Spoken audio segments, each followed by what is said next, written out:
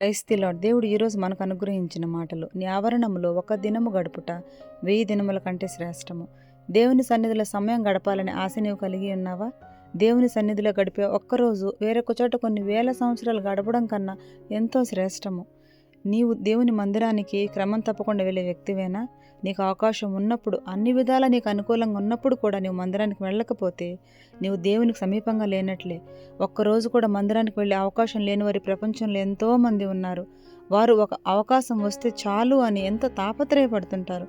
మరి నీకు ఉన్న అవకాశాన్ని నువ్వు సరిగా సద్వినియోగపరచుకుంటున్నావా? ఈరోజు నువ్వు ఎవరితో ఎక్కువ సమయం గడపడానికి ఇష్టపడుతున్నావు? నీకేదైనా సమయం వచ్చినప్పుడు ఆ సమస్యని తీర్చేది కేవలం దేవుడు మాత్రమే కానీ నీ చుట్టూ ఉన్నవారు కాదని నువ్వు గ్రహించు. ఆయన సన్నిధిలో ఆయన కొరకు నీకు చేతనైన పని ప్రతి ఒక్కటి చేయడానికి ప్రయత్నించు. క్రమం తప్పకుండా మందిరానికి వెళుతూ దేవునితో సహవాసం చేయడాన్ని అలవాటుగా చేసుకో. ఆమెన్.